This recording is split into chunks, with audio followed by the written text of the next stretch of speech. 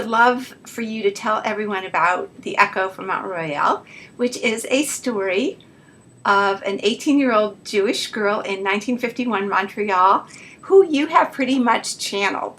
And as you see, you're a middle-aged white male living in the Boston area, and this is an amazing transformation. And you did it so sensitively, and you have such an authentic voice of this girl. And how did you do this? How did you come to write this story, and how did you feel it so how did you feel it so intensely? Yes. Go ahead. Well, actually, it happened quite by accident. I've been having coffee with a group of people every morning, and one of the people was an elderly woman. She had grown up in Montreal, and she knew that I wanted to write stories and made a novel. And so she started telling me stories about her childhood in Montreal. And I wrote up a couple of stories, and she liked them. And then she said one morning, "You like dark stories, don't you?" And I said, "Yeah, I do." She said, "Well, I've got a story for you." And she told me this story about her courtship when she was 18 years old in Montreal. And the ending was so shocking to me that I just could not get it out of my mind. It just took possession of me. And so she was quite willing for me to write it up. She thought it was going to be another short story. And I thought it might be a novella, but it turned out to be a long novel, and it really required that. The novella that grew and grew. So what made you so able to get that voice of Rebecca, the main character? Because you really do have a very authentic young girl's voice in this. Yeah, I'm grateful that people pick that out. I don't quite know how. I kind of laugh when I tell people when they say, "Well, maybe wearing a poodle skirt when I was doing my writing helped," but yeah, I don't want to get that around because some people might believe it. But I think basically it's you go into a zone when you're writing, and you just get into someone's head and you just write. And I think I channeled some of my own teenage years and the angst and things that happened to me. And I also raised a daughter who went through her teenage years, so I had some familiarity with that. But I think basically I thought of the characteristics of this woman, this girl. She's very outspoken. She talks sometimes without thinking. She's stubborn. She knows about sex but is very sexually inexperienced. She's a forgiving person. She certainly has some issues around her parents, but she has to learn forgiveness. And she's always very self-critical.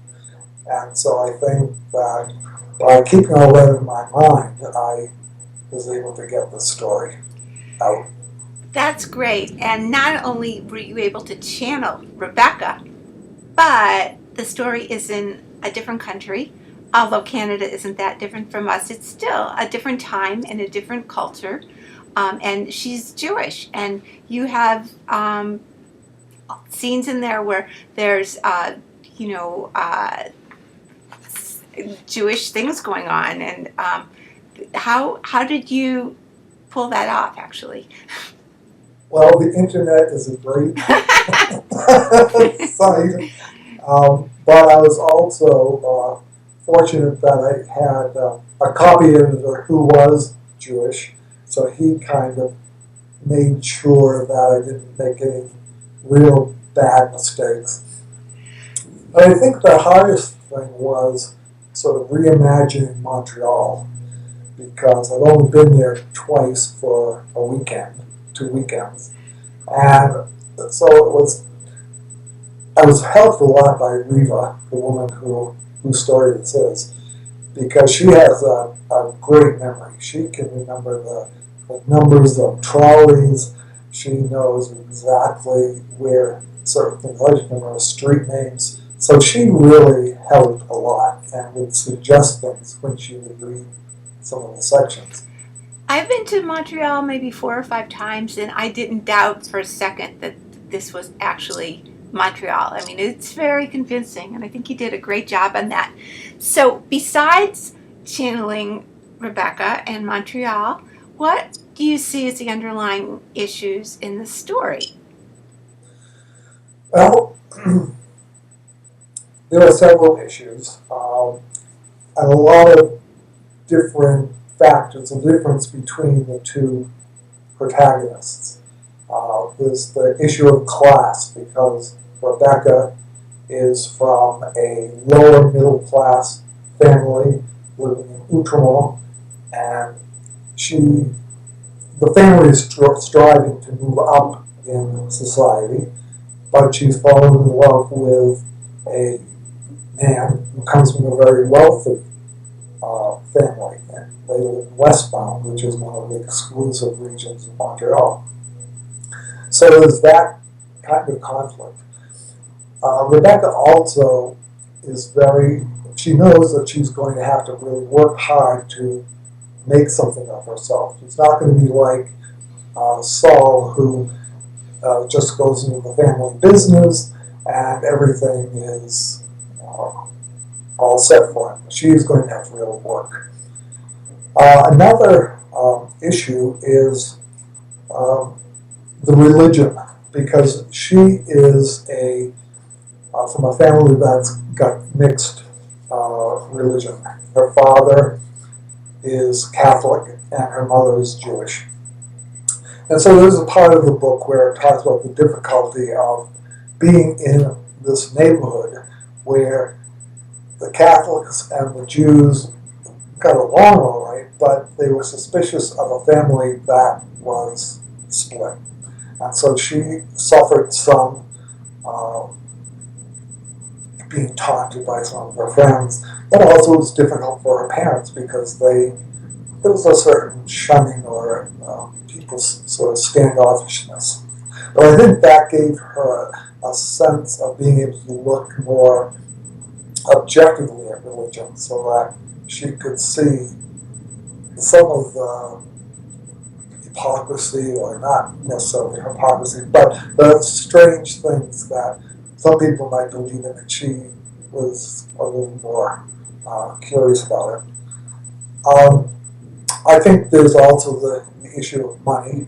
She doesn't have much money, and she grew up without a lot of things like a bicycle or certain toys because the family just did not have that money. While Saul had just all kinds of money, and he treats her to fancy restaurants, and he has a chauffeur, a limousine, and so she starts to experience what money can provide and sort of the power that you can get from money. And finally, I would say the difference between the two fathers. There's Rebecca's father, who is trying to better himself, make more money for the family, and he comes up with these schemes that he hopes will sort of make his fortune, but for one reason or another they kind of fall through. So there's that conflict because at one point in the story he gets into a little bit of problems. But then there's Saul's father, who with his money can be very hard-hearted, very cynical. He owns a lot of property, and he's willing to turn someone out of their apartment if it's something that Saul and Rebecca would like. So there are all these kinds of issues running through it, other than just plain love story. That's fascinating. And I'm just delighted with the book, and I know everyone's going to like reading it, but tell us about Dave Riese, the writer, and what's coming up for you. What else are you working on? Well, I started writing in high school, as probably a lot of writers did, and nothing survived from that period, which is great. Yeah, I know what you mean. I actually wrote poems in my early 20s, and I think I have 3 poems that I really am proud of, but that's about it. I don't even know where the others are, they're gone. But I started writing short stories in my mid-20s. And when I was in Suffolk University getting my MBA, I submitted stories to their writing contests and actually won a couple of cash prizes and was published in the literary magazine that Suffolk put out. But I didn't have much luck getting it published, and so I kind of decided I wouldn't care about that. I was just going to write and just work on making myself a better writer. So I started writing a novel, which took probably about 25 years, because it was more off than on as far as my writing. And I had 2 children, a house that required work and maintenance.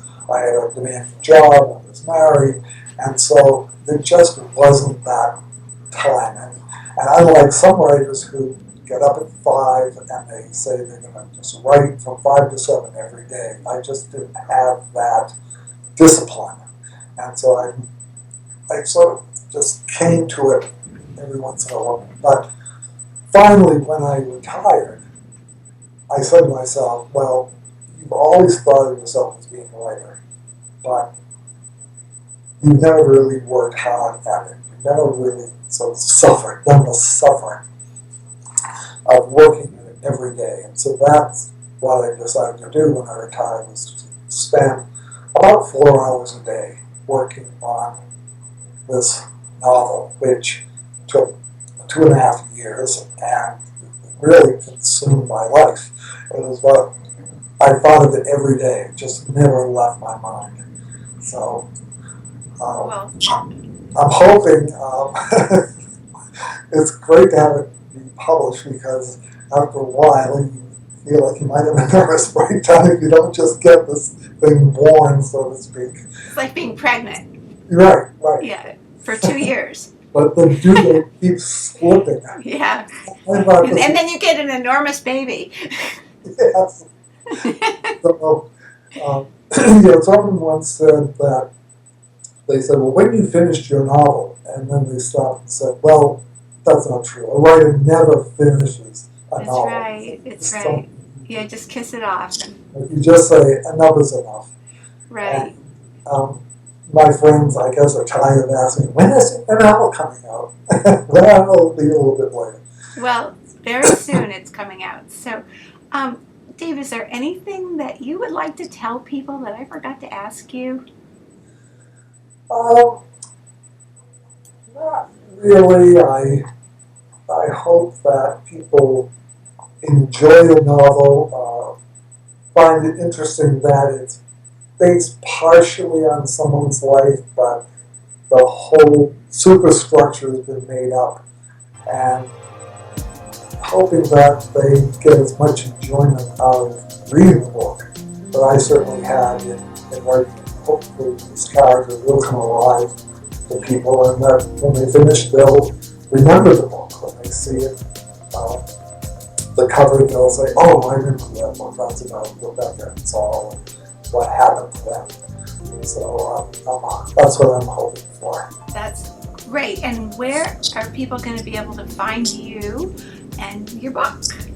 Well, I have a website, www.daveriese.com, and which I need to build up some more now that I actually have a book.